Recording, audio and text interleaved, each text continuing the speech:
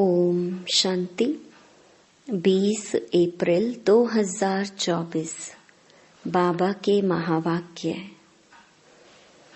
मीठे बच्चे, तुम्हें योग बल से इस खारी चैनल को पार कर घर जाना है। इसलिए जहाँ जाना है उसे याद करो। इसी खुशी में रहो कि हम अभी फकीर से अमीर बनते हैं। प्रश्न: दैवी गुणों की सब्जेक्ट पर जिन बच्चों का ध्यान है उनकी निशानी क्या होगी? उत्तर: उनकी बुद्धि में रहता जैसा कर्म हम करेंगे हमको देख दूसरे करेंगे। कभी किसी को तंग नहीं करेंगे। उनके मुख से कभी उल्टा सुल्टा शब्द नहीं निकलेगा। मनसा वाचा कर्मणा किसी को दुख नहीं देंगे। बाप समान सुख देने का लक्ष्य है, तब कहेंगे दैवी गुणों की सब्जेक्ट पर ध्यान है। ओम शांति। मीठे मीठे रूहानी बच्चों प्रति रूहानी बाप समझा रहे हैं, याद की यात्रा भी सिखला रहे हैं। याद की यात्रा का अर्थ भी बच्चे समझते होंगे। भक्ति मार्ग में भी सब देवताओं को, शिव बाबा को याद करते हैं, परंतु यह पता नहीं था कि याद से ही विकर्म विनाश होंगे। बच्चे जानते हैं बाप पतित पावन है, वही पावन बनाने की युक्ति बताते हैं। आत्मा को ही पावन बनना है, आत्मा ही पतित बनती है। बच्चे जानते हैं भारत में ही बाप आकर याद की यात्रा सिखलाते हैं और कहाँ भी सिखला ना सके। जिस्मानी यात्राएं तो बच्चों ने बहुत की हैं, यह यात्रा सिर्फ एक बाप ही सिखला सकते हैं। अब तुम बच्चों को बाप ने समझाया है, माया के कारण सबकी बुद्धि को बेसमझी का ताला लगा हुआ है। अभी बाप द्वारा तुमको मालूम पड़ा है कि हम कितने समझदार, धनवान और पवित्र थे।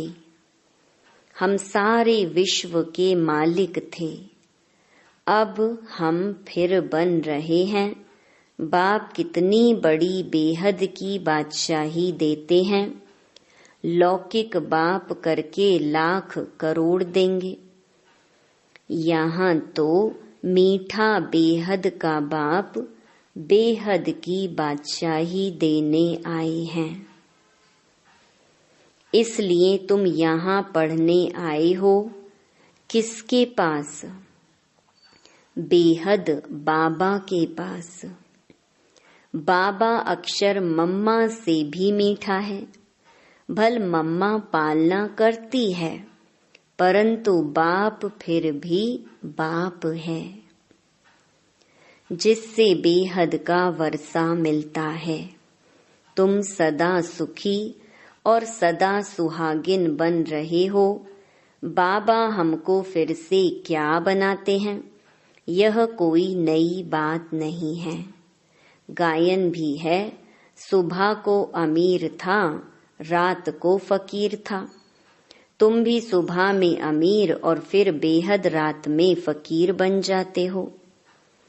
बाबा रोज रोज स्मृति दिलाते हैं, बच्चे कल तो तुम विश्व के मालिक अमीर थे, आज तुम फकीर बन पड़े हो। अब फिर सुबह आती है तो तुम अमीर बन जाते हो। कितनी सहज बात है। तुम बच्चों को बहुत खुशी होनी चाहिए अमीर बनने की। ब्राह्मणों का दिन और ब्राह्मणों की रात। अब दिन में तुम अमीर बन रहे हो और बनेंगे भी जरूर, परंतु नंबरवार पुरुषार्थ अनुसार। बाप कहते हैं यह वह खारी चैनल है जिसे तुम ही पार करते हो योग बल से। जहां जाना है उनकी याद रहनी चाहिए, हमको अब घर जाना है। बाबा खुद आया है हमको लेने। बहुत प्यार से समझाते हैं, मीठे बच्चे तुम ही पावन थे।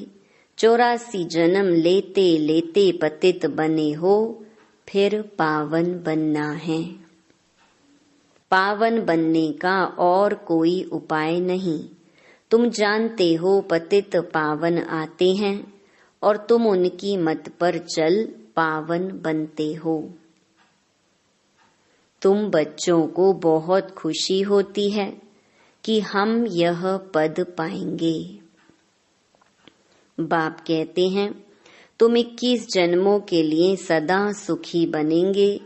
बाप सुख धाम का, रावण दुख धाम का वर्षा देते हैं। तुम बच्चे अभी जानते हो रावण तुम्हारा पुराना दुश्मन है, जिसने तुमको 5 विकारों रूपी पिंजड़े में डाला है। बाप आकर निकालते हैं। जितना जो बाप को याद करते हैं उतना औरों को भी परिचय देते हैं। याद ना करने वाले देह अभिमान में होंगे। वह ना बाप को याद कर सकते, ना बाप का परिचय दे सकते हैं। हम आत्मा भाई भाई हैं, घर से यहाँ आए हैं भिन्न भिन्न पार्ट बजाने। सारा पार्ट कैसे बजता है यह भी तुम्हारी बुद्धि में है। जिनको पक्का निश्चय है वह आकर यहाँ रिफ्रेश होते हैं। यह कोई ऐसी पढ़ाई नहीं है जो तुमको टीचर के साथ ही रहना है। नहीं, अपने घर में रहते भी पढ़ाई कर सकते हो। सिर्फ 1 हफ्ता अच्छी तरह समझो, फिर ब्राह्मणियां कोई को 1 मास में, कोई को 6 मास में, कोई को 12 मास के बाद ले आती हैं। बाबा कहते हैं निश्चय हुआ और भागा। राखी भी बांधनी है कि हम विकार में नहीं जाएंगे। हम शिव बाबा से प्रतिज्ञा करते हैं। शिव बाबा ही कहते हैं बच्चों तुमको निर्विकारी जरूर बनना है। अगर विकार में गए तो की कमाई चट, 100 गुना दंड पड़ जाएगा। 63 जन्म तुमने गोते खाए, अब कहते हैं पवित्र बनो। मेरे को याद करो तो तुम्हारे पाप भस्म हो जाएंगे। आत्मा भाई भाई है, किसके नाम रूप में फंसना नहीं है। अगर कोई रेगुलर नहीं पढ़ता है तो जल्दी में नहीं ले आना चाहिए। भल बाबा कहते हैं 1 दिन में भी तीर लग सकता है, परंतु समझ से भी काम लेना है। तुम ब्राह्मण हो सबसे उत्तम। यह तुम्हारा बहुत ऊंचा कुल है। वहां कोई सत्संग आदि होते नहीं। सत्संग भक्ति मार्ग में होता है। तुम जानते हो सत का संग तारे। सत का संग मिलता ही तब है जब सतयुग की स्थापना होनी होगी। यह किसकी बुद्धि में नहीं आता, क्योंकि बुद्धि को ताला लगा हुआ है। अब सतयुग में जाना है, सत का संग मिलता ही है पुरुषोत्तम संगम युग पर। वह गुरु लोग तो संगम युगी है नहीं। बाबा जब आते हैं तो बेटा बेटा कह बुलाते हैं। उन गुरु लोगों को तुम बाबा थोड़े ही कहेंगे। एकदम बुद्धि को गॉडरेज का ताला लगा हुआ है। बाबा आकर ताला खोलते हैं। बाबा देखो कितनी युक्ति रचते हैं कि मनुष्य आकर हीरे जैसा जीवन बनाए। मैगजीन, किताब आदि छपाते रहते हैं। बहुतों का कल्याण हो तो बहुतों की आशीर्वाद भी मिलेगी। प्रजा बनाने का पुरुषार्थ करना चाहिए। अपने को बंधन से छुड़ाना चाहिए। शरीर निर्वाह अर्थ सर्विस तो जरूर करनी है। ईश्वरीय सर्विस होती है सिर्फ सुबह और शाम को। उस समय सबको फुर्सत है। जिसके साथ तुम लौकिक सर्विस करते हो उनको भी परिचय देते रहो कि तुमको 2 बाप हैं। लौकिक बाप सबका अलग है, पारलौकिक बाप सबका एक है। वह सुप्रीम है। बाबा कहते हैं मेरा भी पार्ट है। अब तुम बच्चे मेरा परिचय जान गए हो, आत्मा को भी तुम जान गए हो। आत्मा के लिए कहते हैं भ्रकुटी के बीच चमकता है अजब सितारा। वह अकाल तख्त भी है। आत्मा को कभी काल नहीं खाता। वह सिर्फ मैली और साफ होती है। आत्मा का तख्त शोभता भी भ्रकुटी के बीच है। तिलक की निशानी भी यहाँ देते हैं। बाप कहते हैं तुम अपने को आपे ही राज तिलक देने के लायक बनाओ। ऐसे नहीं कि मैं सबको राज तिलक दूंगा। तुम अपने को दिलाओ। बाबा जानते हैं कौन बहुत सर्विस करते हैं। मैगजीन में भी लिखत बहुत अच्छी आती है। साथ साथ योग की मेहनत भी करनी है जिससे विकर्म विनाश हो। दिन प्रतिदिन तुम अच्छे राजयोगी बन जाएंगे। समझेंगे जैसे कि अब शरीर छूटता है, हम चले जाते हैं। सूक्ष्म वतन तक तो बच्चे जाते हैं, मूल वतन को भी अच्छी तरह जानते हैं कि हम आत्माओं का घर है। मनुष्य शांति धाम के लिए ही भक्ति करते हैं। सुख धाम का तो उनको मालूम ही नहीं है। स्वर्ग में जाने की शिक्षा तो कोई दे नहीं सकते बाप के सिवाय। यह है प्रवृत्ति मार्ग। दोनों को मुक्ति धाम में जाना है। वो लोग उल्टा रास्ता बताते हैं, जाता कोई भी नहीं है। सभी को पिछाड़ी में बाप ले जाएंगे। यह उनकी ड्यूटी है। कोई अच्छी रीति पढ़कर राज्य भाग्य ले लेते हैं, बाकी सब कैसे पढ़ेंगे। वह जैसे नंबरवार आते हैं वैसे नंबरवार जाएंगे। इन बातों में जास्ती समय वेस्ट मत करो। कहते हो बाबा को याद करने की भी फुर्सत नहीं मिलती है, फिर इसमें समय क्यों वेस्ट करते हो। यह तो निश्चय है कि बेहद का बाप टीचर गुरु भी है। फिर दूसरे कोई को याद करने की जरूरत नहीं है। तुम जानते हो कल्प पहले भी श्रीमत पर चलकर पावन बने थे। घड़ी घड़ी चक्र भी फिराते रहो। तुम्हारा नाम है स्वदर्शन चक्रधारी। नार रहट का मिसाल। ज्ञान सागर से तुम्हें भरने में देरी नहीं लगती, खाली होने में देरी लगती है। तुम हो मीठे सिकी लधे बच्चे, क्योंकि कल्प के बाद आकर मिले हो। यह पक्का निश्चय चाहिए। हम 84 जन्मों के बाद फिर से आकर बाप से मिले हैं।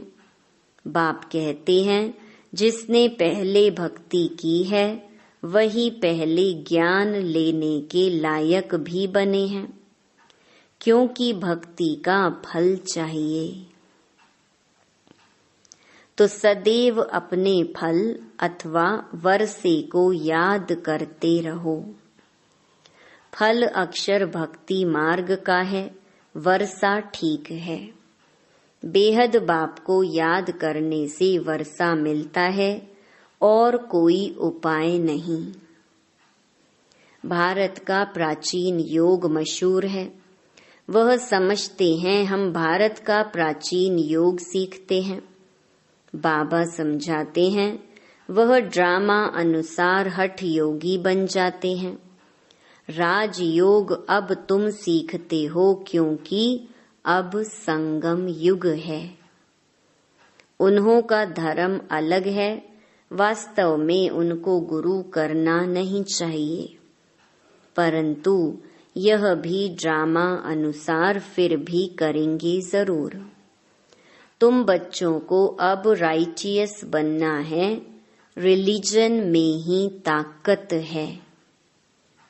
तुमको जो मैं देवी देवता बनाता हूँ, यह धर्म बहुत सुख देने वाला है। मेरी ताकत भी उनको मिलती है जो मेरे से योग लगाते हैं।